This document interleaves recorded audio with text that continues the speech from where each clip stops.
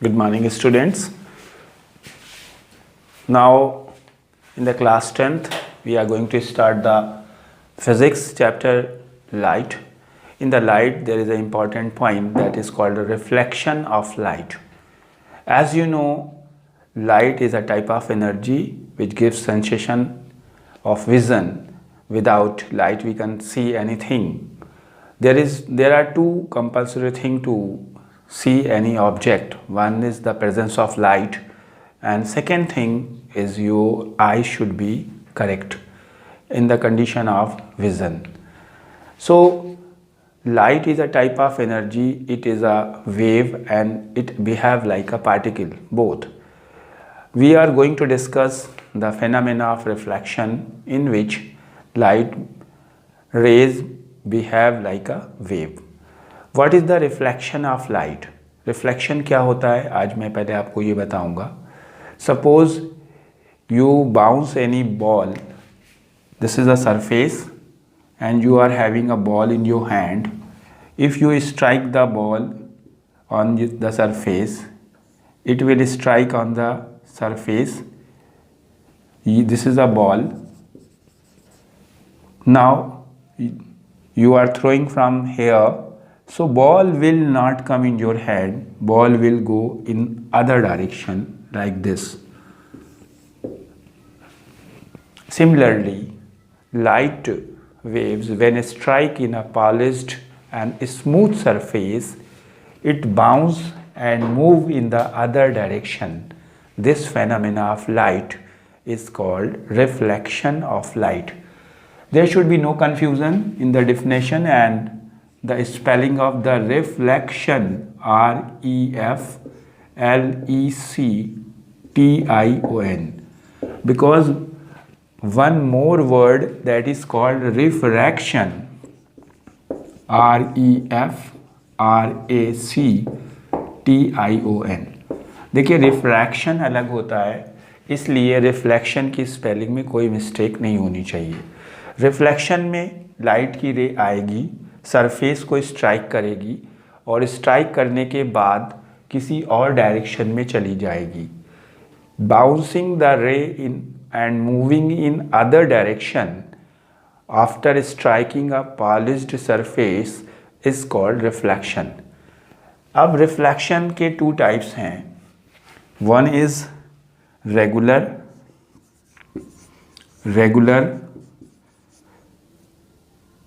reflection, and number two, it is irregular, or you can say diffused. What is the difference between the regular and irregular reflection?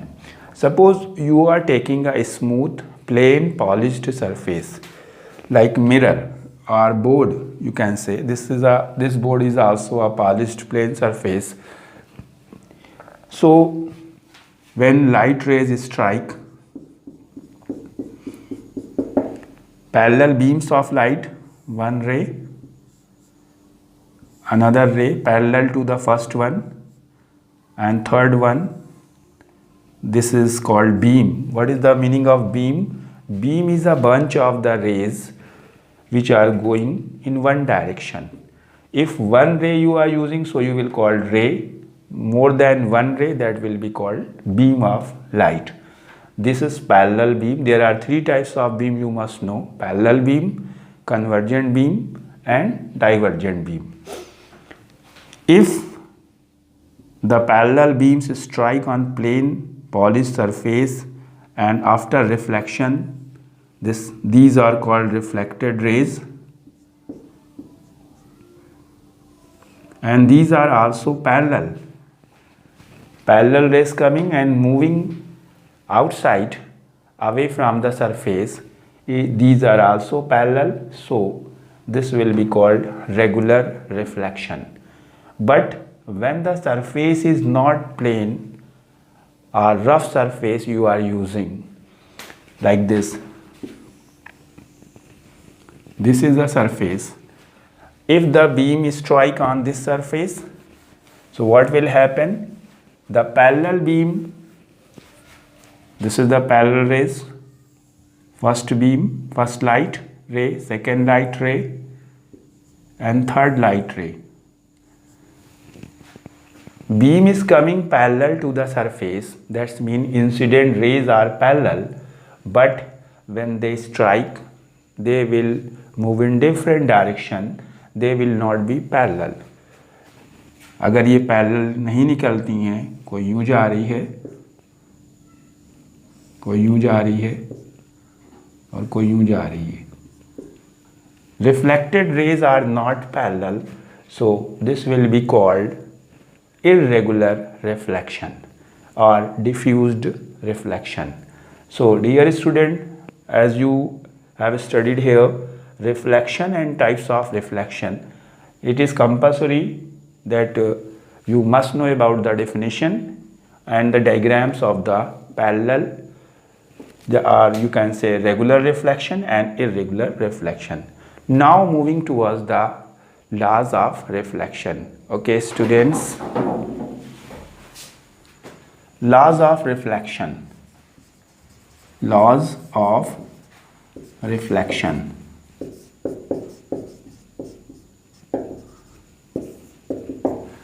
There are two main laws of reflection. First is, suppose you are taking a plain polished surface or you are taking a mirror. This is a symbol for mirror. This we are drawing. This is polished surface. You have to strike the light from the opposite side of the polish. हम इस side से light की रे strike कराएंगे. This रे is called incident ray. Incident ray. What is the meaning of incident ray? What is the definition of the incident ray?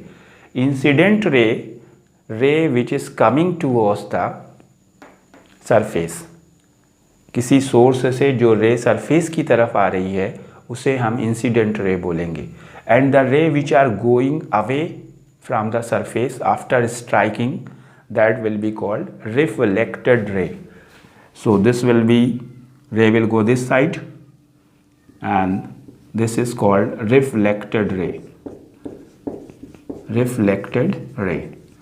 Dear student, you must know, without the sign of arrow you can't identify the incident ray or reflected ray. Suppose हमने ये एक diagram बना दिया आपके लिए और हमने ये रे यूँ दिखा दिया. अब आप इसमें से पूछ रहे हैं कि इसमें रिफ्लेक्टेड रे कौन सी है, इंसिडेंट रे कौन सी है.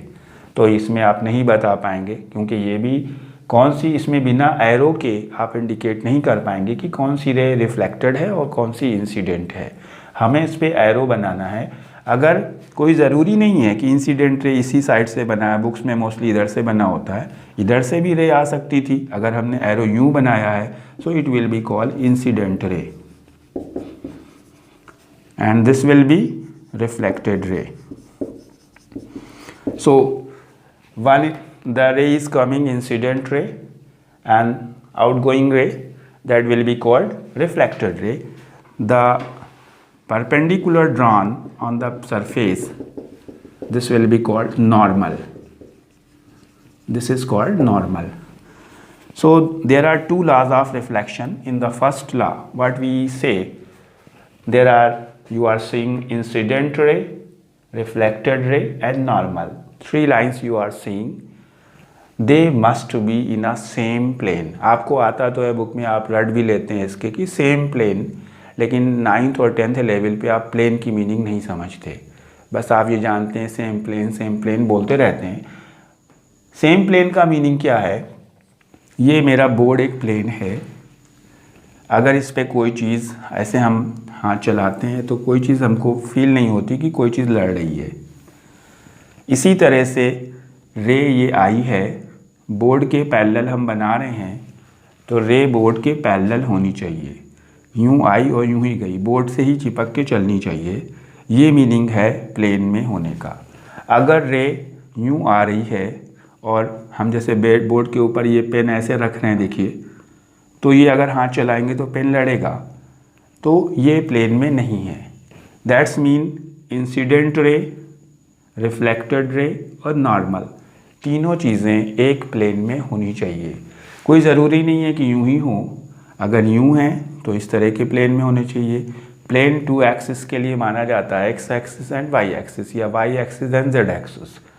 तो अगर लाइट का जो फर्स्ट जो रिफ्लेक्शन का लॉ है वो यही बताता है कि लाइट रे जब आती है और स्ट्राइक करती है तो वो अपने प्लेन को नहीं छोड़ती है, उसी प्लेन में रहती है।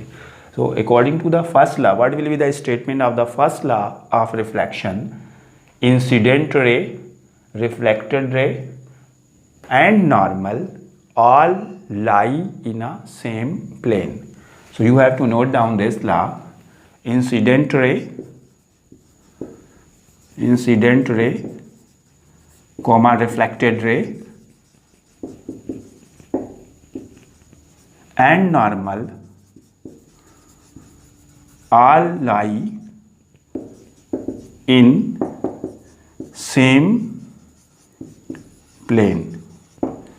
This is the first law of reflection. Now moving towards the second law. What is the second law? देखिए आपको आता तो है ये लॉ, लेकिन ये कॉन्सेप्ट होना चाहिए आपके माइंड में कि प्लेन क्या है। ये नहीं कि आपने ये रे बनाई, अगर 3 डायमेंशनल फिगर में आप इसका डायग्राम बनाएं और रे यूँ निकाल दें ऊपर की तरफ आते हुए, तो वो लॉ को फॉलो नहीं करेगा। अब ये इंसिडेंट रे है और ये एंगल नॉर्मल है।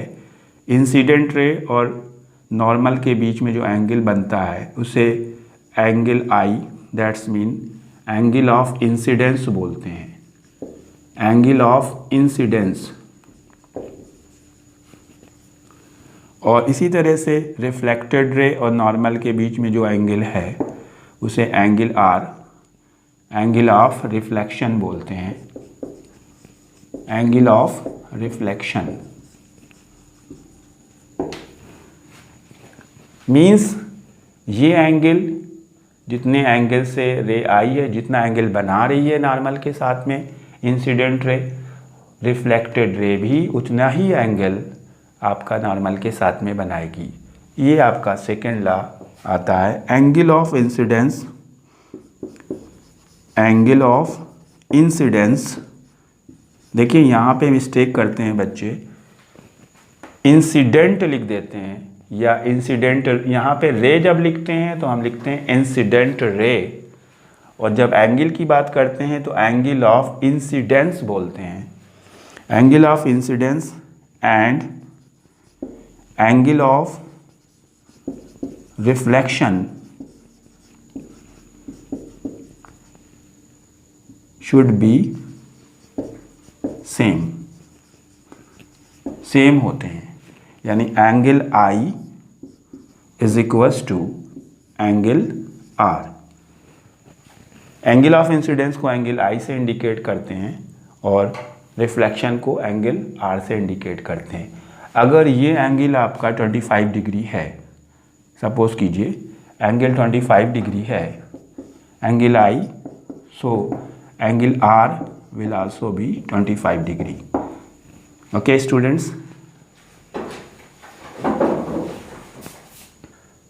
now see the question, how the question you can solve on the basis of the laws of reflection. Suppose this is a mirror and this ray is coming. This is incident ray. It is not mentioned in the question, but arrow is given, so it is incident ray. And here I have written 35 degree. Now question is complete the diagram. Complete the diagram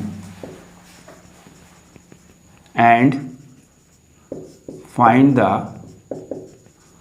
angle of reflection. So how you will solve? This is your surface, this is incident ray, angle is given 35 degree. In this point you have to draw the normal. Normal means the perpendicular drawn on the surface. On this point, on this surface, you have to draw 90 degree angle by using protractor. if it is 90 degree and this is given in the question 35 degree, so angle between incident ray and normal, that will be 90 degree minus 35 degree, that's equal to 55 degree. This is 55 degree. Now ray will go with the 55 degree. This is reflected ray and this will be called angle of reflection, angle R. Here we have to write angle I is equals to 90 minus 35, that's equal to 55 degree, and according to the law angle I and angle R are equal. So angle R is equals to angle I. So angle R is equals to 35 degree, 55 degree. Because I have calculated here, यहाँ पे I आपने 55 degree calculate किया है तो उतना ही 55 degree होगा। अब ये तो इजी क्वेश्चन है, लेकिन इसी को हम थोड़ा टफ करते हैं। अगर आपको बोला जाए कि मिरर को हमने ट्विस्ट कर दिया है, रोटेट कराया है, ये आपका सरफेस है, ये एंगल है आपका 35 डिग्री, और ये हमने मिरर की पोजीशन को चेंज किया है।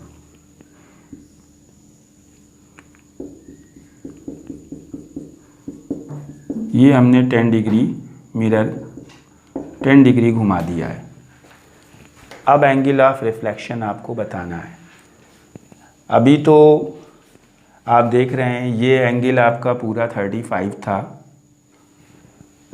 लेकिन जब मिरर को आपने 10 डिग्री ट्विस्ट करा दिया तो ये आपका कितना हुआ,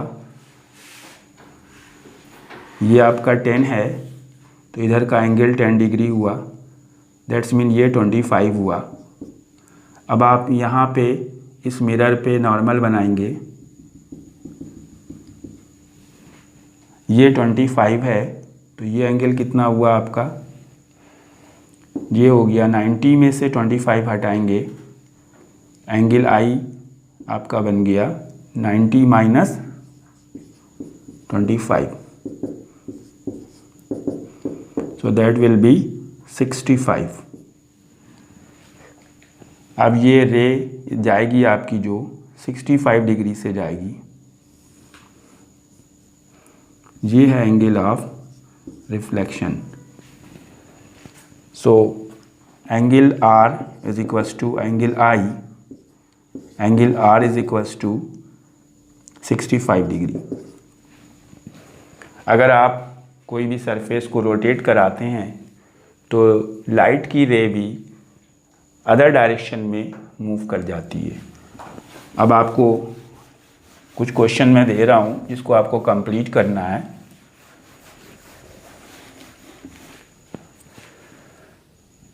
इसी तरह से आप बनाएंगे डायग्राम को।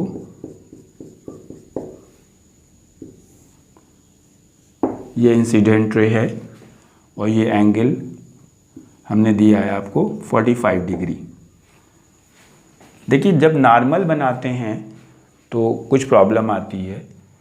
नॉर्मल हमेशा सरफेस पे बनाना है, रे के हिसाब से ये सरफेस है, इस पे आप 90 डिग्री बनाएंगे, उस पॉइंट पे बनाएंगे। ये नॉर्मल कंपास का यूज़ कर सकते हैं, प्रोटेक्टर का यूज़ कर सकते हैं। ये 45 है तो ये भी 45 होगा और फिर रे 45 के एंगल से ये जाएगी और फिर इसमें आपको सब कुछ लिखना पड़ेगा। This is incident ray and this is reflected ray.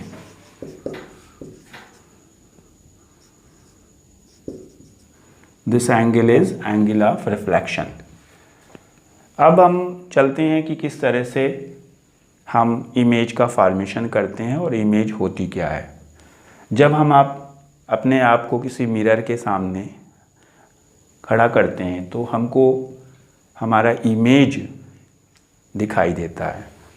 वो इमेज है, वो ऑब्जेक्ट नहीं है। ऑब्जेक्ट तो हम खुद हैं और हमको जो दिख रहा है वो हमको इमेज हमारा बनता है। हमें अपना पूरा इमेज देखने के लिए किस लेंथ का मिरर रिक्वायर्ड होता है ये मैं आपको क्लास में ही बता चुका हूँ।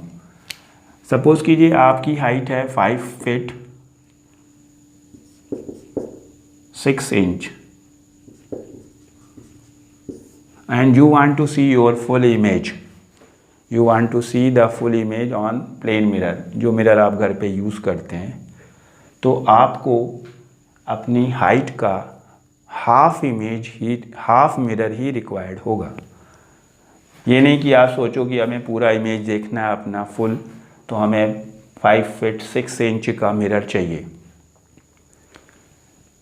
ज़्यादा कम से कम आप इसका हाफ यानी 5 फीट का हाफ कर लीजिए, 5 फीट 6 इंच का हाफ कर लीजिए, और जितना भी लेंथ आएगी उस लेंथ में आप मिरर ले लें, उस पर आपको अपना पूरा इमेज दिखाई देगा। इमेज क्या होता है और इमेज कैसे बनता है? इमेज जब रिफ्लेक्शन के बाद रेज निकलती हैं, जिसे रिफ्लेक्टेड रेज बोलते हैं। कई रेज जब रिफ्लेक्शन के बाद आगे बढ़ती हैं और वो स्ट्राइक करती हैं, एक दूसरे को इंटरसेक्ट करती हैं, तो उस प्लेस पे इमेज बनता है। अगर रेज अपने आप रिफ्लेक्शन के बाद इंटरसेक्ट कर रही हैं तो वो इमेज आपका रियल इमेज बोला जाएगा। अगर रेज अपने आप इंटरसेक्ट कर रही हैं तो रियल इमेज, और अगर इंटरसेक्ट अपने आप नहीं कर रही हैं तो वो फिर वर्चुअल इमेज बनाएगा। सपोज़ कीजिए ये हमने एक मिरर लिया है, कोई प्लेन मिरर बोलते हैं। प्लेन मिरर क्या होता है? एक ग्लास की स्लिट लीजिए, पतली स्लिट होनी चाहिए, और उसको एक साइड में कोई शाइनिंग मटेरियल से पेंट कर दीजिए, सिल्वर से पेंट कर दीजिए, जिंक से पेंट कर दीजिए, तो वो एक प्लेन मिरर बन जाएगा। ग्लास की स्लिट पतली होनी चाहिए, इसीलिए इसको हमने सिंगल लाइन बनाई है। ज़्यादा मोटी हो जाएगी तो फिर मिरर में प्रॉब्लम आ जाएगी, उसमें रिफ्रैक्शन का फिनोमेना होने लगेगा और इमेज देखने में प्रॉब्लम आएगी।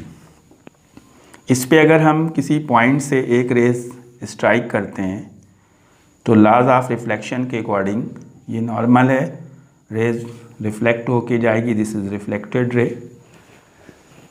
उसी पॉइंट से अगर हमें एक रेज और निकालें, ये रे स्ट्राइक यहाँ पे करी, 2 इंसिडेंट रे हम ले जा रहे हैं, और ये रे को भी हम रिफ्लेक्ट करेंगे, यहाँ पे हमें नॉर्मल बनाना पड़ेगा, तो ये रे ऐसे जाएगी। और आप क्या देखेंगे, अगर 2 रे एक ही पॉइंट से आप इमिट करेंगे, 2 इंसिडेंट रे ले जाएंगे, अलग अलग पॉइंट पे स्ट्राइक करेंगी, तो उनके एंगल ऑफ इंसिडेंस अलग अलग होंगे। ये एंगल अलग होगा और ये एंगल अलग होगा। जो पहले पॉइंट पे स्ट्राइक करेगा पास में वो एंगल कम होगा, जो दूर करेगा वो एंगल ज़्यादा होगा। और जब ये एंगल दोनों अलग अलग होंगे तो फिर रिफ्लेक्शन के ये एंगल भी अलग अलग होंगे। सपोज़ कीजिए अभी ये कोई फिक्स डिजिट नहीं है, हम यहाँ पे 30 डिग्री ले रहे हैं, तो ये 30 होगा। जब ये 30 होगा तो डेफिनेटली ये मोर देन 30 होगा, 30 से ज़्यादा होगा ये एंगल, हम इसको 40 मान लेते हैं, तो ये भी 40 होगा। और जब एक रे 30 के एंगल से जा रही है और दूसरी रे 40 के एंगल से जा रही है, तो दोनों रे दूर होती हुई आपको लगेंगी और ये आगे जाके कभी भी स्ट्राइक नहीं करेंगी। आप जितना आगे इनको बढ़ाएंगे ये दूर होती जाएंगी, और दूर होने का मतलब है कि ये स्ट्राइक नहीं करेंगी, इंटरसेक्ट नहीं करेंगी। तो जब रे आपस में इंटरसेक्ट नहीं करती तो वो रियल इमेज नहीं बनाती।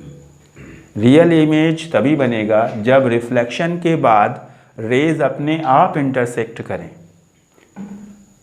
और अगर इस केस में हम इमेज चाहते हैं, इमेज देखना चाहते हैं, तो इन रेज को बैक साइड में बढ़ाना पड़ेगा।